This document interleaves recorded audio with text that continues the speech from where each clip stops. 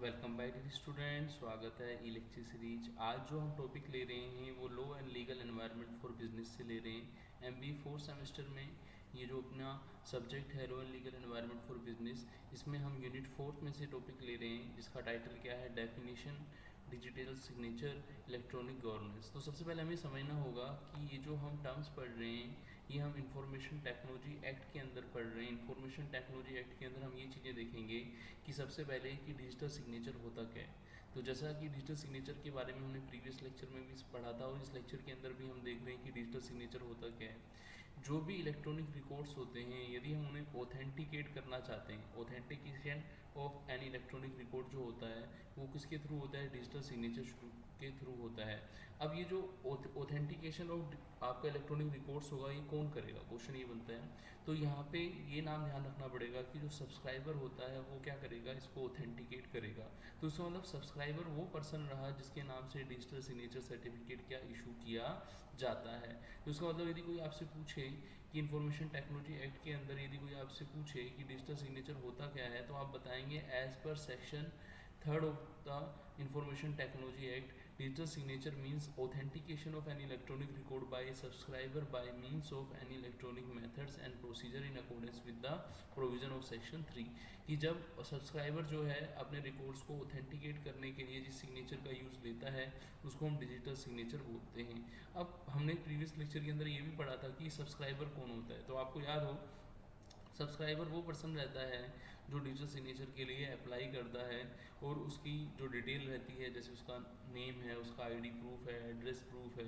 Digital signature की जो fees थी आपको याद हो 25,000 जो एप्लीकेशन फ़ीस थी वो डिपॉजिट करवाता है, फिर उसके नाम से क्या वो जो आपका डिजिटल सिग्नेचर का जो सर्टिफिकेट है वो इशू किया जाता है। तो आई थिंक आपको समझ में आया होगा कि जो डिजिटल सिग्नेचर है वो क्या है, उसको डिफाइन भी हमने किया है सेक्शन 3 के अंदर। अब हम बात करेंगे कि ये जो यहाँ पे वर्ड आ रहा है इलेक्ट्रॉनिक रिकॉर्ड्स क्या है। देखो पहले जब हम बात करते थे, जब इंफॉर्मेशन टेक्नोलॉजी एक्ट नहीं होता था तो हम रिकॉर्ड्स की बात करते थे। तो आपको याद हो जो फिजिकल रिकॉर्ड होते थे उनको सर्च करने में काफ़ी टाइम भी लगता था, कॉस्ट भी लगती थी।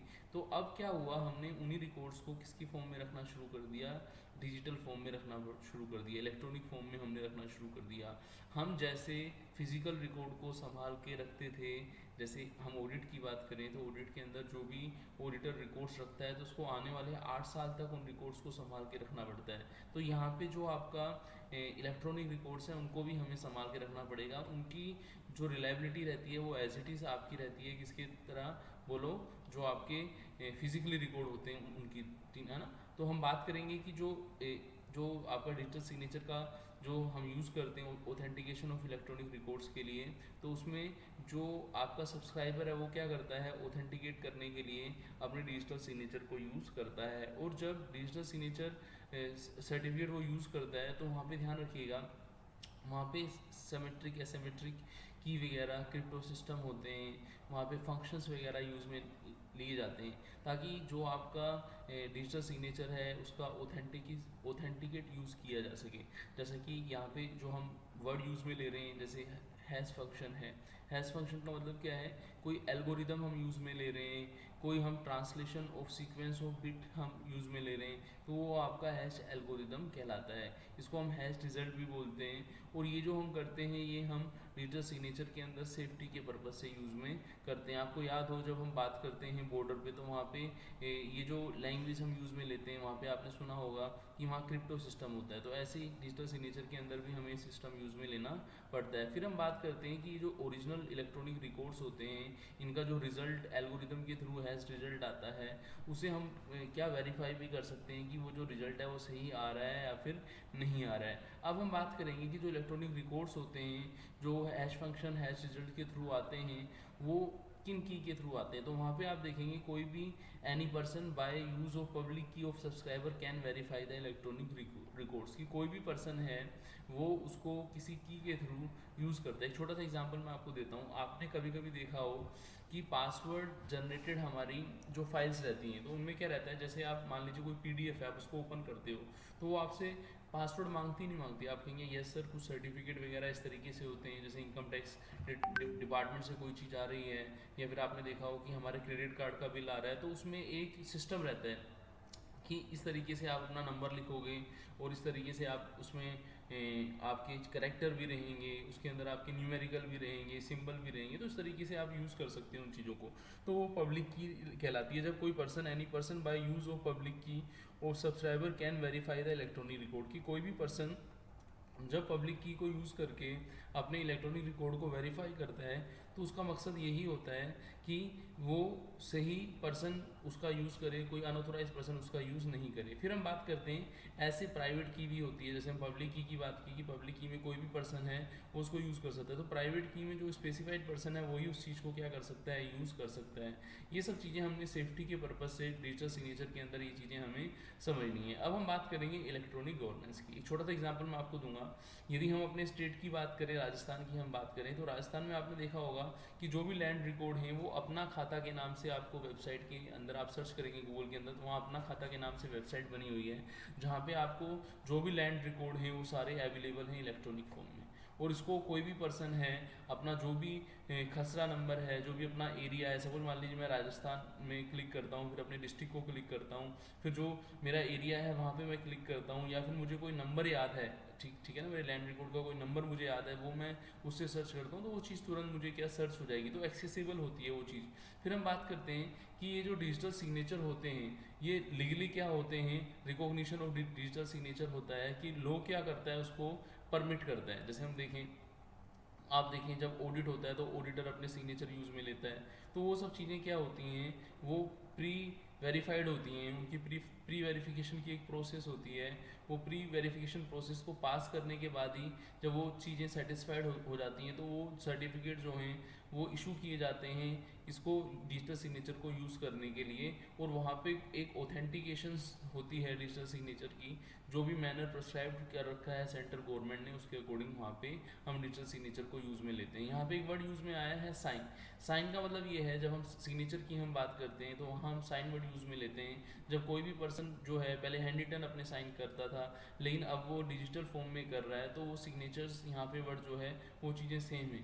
फिर हम बात करेंगे use of electronic records and digital signature in government and it's agency. जैसा कि हम देखें तो गवर्नमेंट के आप बहुत सारे ऑफिस के अंदर आप जाएंगे तो वहाँ पे इंफॉर्मेशन टेक्नोलॉजी एक्ट आने के बाद काफ़ी चीज़ें ऑनलाइन हो गई। छोटा सा एग्जांपल मैं देता हूँ। मान लीजिए आप यूआईटी जाते हो और यूआईटी में आपको क्या करना है, अपनी जो ज़मीन के कागज़ थे उनको ट्रांसफ़र करा के, पापा के नाम थे वो आपको अपने नाम कराने, पापा कहते हैं कि आप अपने नाम उनको करा लीजिए। तो अब आप क्या करोगे, वहाँ पे आप यूआईटी जाएंगे तो यूआईटी में आपको बोला जाएगा कि आप ई मित्र पे जाएं, ई मित्र पर हमारी वेबसाइट से आप जो भी चालान वगैरह फीस वगैरह है वो फिल करें, तो ऑनलाइन आप अप्लाई कर सकते हैं उसके लिए। अब ये जो हम ऑनलाइन अप्लाई कर रहे हैं तो उसके लिए जो हमें परमिशन मिलेगी वो हमें ऑनलाइन ही मिलती है। हम वहाँ पे देख सकते हैं कि जो मैंने पेमेंट किया था उसकी रिसिट नंबर क्या है, वो रिसिट को हम संभाल के रखेंगे, और जो भी टाइम आएगा उस टाइम के बाद उस रिसिट नंबर से मैं चेक कर सकता हूँ कि मेरा जो फाइल है वो किस पर्सन के पास है, उस पर्टिकुलर पर्सन से मैं कांटेक्ट भी कर सकता हूँ। तो इससे क्या हुआ, लोगों की अकाउंटेबिलिटी हुई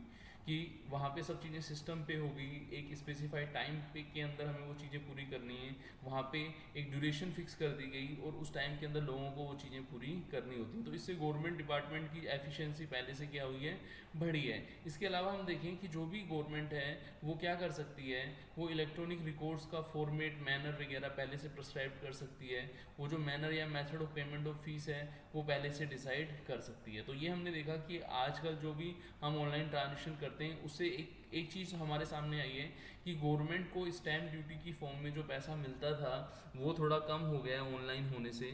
लेकिन आप ये देखें कि गवर्नमेंट अपनी रेवेन्यू को कम करके फिर भी उसको ऑनलाइन करने में क्यों लगी हुई है, क्योंकि गवर्नमेंट का मकसद यही है कि सब चीज़ों में क्या रहे, एक्सेसिबिलिटी रहे, हम उन चीज़ों को चेक कर सकें। अब हम देखते हैं रिटेंशन ऑफ इलेक्ट्रॉनिक रिकॉर्ड। जैसे कि मैंने आपको बताया था कि जो फिजिकल रिकॉर्ड होते हैं उनको हमें रिटेन करना का मतलब है कि हमें उसको संभाल के रखना है, उस स्पेसिफिक पीरियड टाइम के लिए हमें उसको संभाल के रखना है, और उस मैनर से हमें उसको संभाल के रखना चाहिए जो हमें गवर्नमेंट प्रोविजंस के अंदर दे रखा है। इसके अलावा जो इलेक्ट्रॉनिक रिकॉर्ड्स इंफॉर्मेशन हैं वो एक्सेसिबल होनी चाहिए। एक्सेसिबल का मतलब ये हुआ कि यदि मैंने कहीं कोई फाइल अप्लाई कर रखी है तो मैं उसको एक्सेस कर सकूं। कोई भी इलेक्ट्रॉनिक रिकॉर्ड है उसको मैं रिटेन कर सकता हूं, मैं उसको रिसीव कर सकता हूं, मैं उसको फॉर्मेट के अंदर यूज़ में ले सकता हूं। तो ये सब चीज़ें मुझे क्या करनी होंगी, मैनेज करनी होंगी। यदि मैं इन चीज़ों को मैनेज कर लेता हूँ तो ये चीज़ें मुझे हेल्प करती हैं। किस में हेल्प करती हैं? आइडेंटिफिकेशन ऑफ ओरिजिनल जो भी रिकॉर्ड्स है, जो भी मेरा ट्रांजेक्शन चल रहा है उसको मैं चेक कर सकता हूँ यहाँ पे कि सपोज मान लीजिए मैंने जो अप्लाई की थी, एप्लीकेशन की थी, तो उसका जो रिसिट नंबर मुझे मिला है मैं उसको सिस्टम पे डाल के चेक कर सकता हूँ और उस पर्सन की अकाउंटेबिलिटी हो जाएगी। अब इससे क्या होगा, सिस्टम क्या हो जाएगा, ट्रांसपेरेंट हो जाएगा और वो चीज़ें सब चीज़ें मैं एक्सेसिबल कर पाऊँगा, टाइमली मुझे वो इन्फॉर्मेशन मिलेगी, मेरी कॉस्ट भी कम होगी। तो गवर्नमेंट ने आईटी एक्ट आने के बाद इन सब चीज़ों को इलेक्ट्रॉनिक गैजेट्स के अंदर रखना शुरू कर दिया है। आप देखें हर डिपार्टमेंट के अंदर ये चीज़ें आपको ऑनलाइन अवेलेबल होंगी। जैसे एक छोटा सा एग्जांपल मैं आपको देता हूँ, आप डेट ऑफ बर्थ के लिए ऑनलाइन एप्लीकेशन कर सकते हैं। तो वो सब चीज़ें पहले हमें ऑफलाइन करनी होती थी, हमें टाइम निकाल के वहाँ जाना पड़ता था, लेकिन अब हम घर बैठे ही वो चीज़ें कर रहे हैं। तो कहीं ना कहीं आप ये बताएं कि हमें ये हेल्पफुल रहा है नहीं रहा है। तो आप कहेंगे यस सर, बिल्कुल सही कह रहे हैं सर आप कि ये जो एक्ट है इसके आने के बाद हमें काफ़ी हेल्प मिली है। तो गवर्नमेंट भी क्या करती है, टाइम टू टाइम पब्लिकेशंस करती है कि आने वाले टाइम के अंदर वो किस सेक्टर को जो है इलेक्ट्रॉनिक फॉर्म के अंदर रखना चाह रही है। तो वहाँ पे कुछ सेक्शन है, सेक्शन 6 है, 7 है, 8 है, उसके अंदर ये बताया जाता है कि हम जो इलेक्ट्रॉनिक रिकॉर्ड्स रखते हैं उनको वेरीफाई भी किया जाएगा, उनको चेक भी किया जाएगा। तो उसकी आपको प्रॉपर कस्टडी रखनी है। जो भी अप्रोप्रिएट गवर्नमेंट है, जो आपकी कंट्रोलिंग अथॉरिटी है, चाहे वो सेंट्रल गवर्नमेंट है चाहे वो स्टेट गवर्नमेंट है, वो उन चीज़ों को क्या करेगी, चेक करेगी। तो यहाँ पे गवर्नमेंट्स को पावर है, क्या पावर है, power to make rule by central government in respect of digital signature, कि डिजिटल सिग्नेचर का जो हम सर्टिफिकेट इशू कर रहे हैं वो किस टाइप का होगा, उसका मैनर क्या होगा, उसका फॉर्मेट क्या होगा, डिजिटल सिग्नेचर जो हम फिक्स करेंगे उसका प्रोसीजर क्या होगा, डिजिटल सिग्नेचर को हम आइडेंटिफाई करना चाह रहे हैं। यदि हम उसको प्रोसीजर को हम एडिक्वेट इंटीग्रिटी हम चेक करना चाहते हैं, हम सिक्योरिटी देखना चाहते हैं, कॉन्फिडेंशियलिटी हम देखना चाहते हैं, तो आप ये देखें कि जो चीज़ें इलेक्ट्रॉनिकली जनरेट होंगी, जैसे मान लीजिए मैंने किसी चीज़ के लिए अप्लाई किया तो वहाँ पे मुझे जो इलेक्ट्रॉनिक रिकॉर्ड जो मुझे रिसिट्स मिलेगी, आप मुझे बताओ वो ऑथेंटिकेट होगी नहीं होगी, बताओ आप मुझे। ऑथेंटिकेट होगी, क्योंकि उसी रिसिट्स के बेस पर तो मैं आगे की प्रोसेस को बढ़ाऊंगा। येस और नो, आप कहेंगे यस सर बिल्कुल सही कह रहे हैं। तो वो चीज़ें हमें क्या करती हैं, हेल्प करती हैं। हमें प्रॉपर उसका रिकॉर्ड रखना है, एक फाइल की तरह रखना है। जैसे हम पहले वर्बली यूज़ में लेते थे, जैसे आपने देखा हो हैं कि पहले हम क्या करते थे, चीज़ों को वर्बली करते थे, लेकिन जब हम इलेक्ट्रॉनिकली इन चीज़ों को करने लगे तो वहाँ पे एक एप्लीकेशन का प्रोसेस भी है, वहाँ एक फ़ी पेमेंट भी है, वहाँ एक आपका शेड्यूल टाइम है, उसके अंदर वो चीज़ें पूरी होनी चाहिए। तो यदि ये चीज़ें हम पूरी करते हैं तो ये चीज़ें आने वाले टाइम के लिए हमारे लिए एक बेस रहती हैं और वो हमें हेल्प करती हैं। तो हमने इलेक्ट्रॉनिक गवर्नेंस के अंदर हमने अपने राजस्थान की बात की। यदि हम अदर की हम बात करें तो अदर स्टेट के अंदर एक भूमि प्रोजेक्ट है, वहाँ पे लैंड रिकॉर्ड के बारे में हम बात करें। जो भी हम आप ये देख लें कि कस्टमर्स के लिए, जैसे आप देखें ऑनलाइन जो हम पेमेंट्स की सर्विस करते हैं वो सब चीज़ें ऑनलाइन होने लगी हैं। जैसे इलेक्ट्रिसिटी बिल वगैरह हैं उनका ऑनलाइन पेमेंट होने लगा है, वाटर बिल वगैरह हैं उनका ई मित्र के थ्रू पेमेंट होने लगा है। तो ये सब चीज़ें हम क्या कर रहे हैं, इलेक्ट्रॉनिकली उनको हम अप्रूव करते जा रहे हैं। उसका पर्पज़ यही था कि जो गवर्नमेंट है, जो इलेक्ट्रॉनिक गवर्नेंस है, वो पहले से मोर ट्रांसपेरेंट रहे, मोर अकाउंटेबल रहे। तो आई थिंक आपको ये सब चीज़ें समझ में आई होंगी कि इलेक्ट्रॉनिक गवर्नेंस जब हम पढ़ते हैं, जैसे हम बिज़नेस टू गवर्नमेंट करते हैं, हम पब्लिक टू गवर्नमेंट की हम बात करते हैं, तो वहाँ पे हमें electronic governance as a important means help करेगा नहीं करेगा, बताओ बताओ बच्चों। तो इस सब चीज़ों को डिस्कस करने के बाद आप भी इस चीज़ से एग्री हो जाते हैं कि हाँ सर, कि जो इलेक्ट्रॉनिक गवर्नेंस है वो कहीं ना कहीं हमें हेल्प करता है, वो हमारा सोर्स है। आने वाले टाइम के अंदर हमें इस तरीके का सिस्टम बनाना है कि ये चीज़ें जो हैं पैरेलल चलती रहें, हम एक्सेसिबिलिटी हम इजीली कर सकें, ठीक है ना। और वो जो हम एक सिस्टम कह रहे थे कि गवर्नमेंट डिपार्टमेंट हैं वहाँ पे लेट लतीफ़ काम चलता रहता है, तो उसके अंदर भी हमें क्या थोड़ा इम्प्रूवमेंट लगेगा। अब पहले की तरह लेट लतीफ़ होके काम करना क्या हो गया है बोलो, मुश्किल हो गया है, क्योंकि सब चीज़ें ट्रांसपेरेंस हैं। आप कोई भी किसी भी डिपार्टमेंट की कोई इन्फॉर्मेशन लेना चाहें तो बताओ आपको इलेक्ट्रॉनिकली वो इन्फॉर्मेशन मिलेगी नहीं मिलेगी, बताओ। तो इसलिए गवर्नमेंट भी प्रेफर करती है कि हमारे पास प्रूफ हो इलेक्ट्रॉनिक, तो और इलेक्ट्रॉनिकली हम उन चीज़ों को रखें। तो हमने इस टॉपिक के अंदर इस चीज़ को हमने कवर किया। हम मिलते हैं नेक्स्ट लेक्चर में, उसमें हम किसी नेक्स्ट टॉपिक को लेंगे। थैंक्स।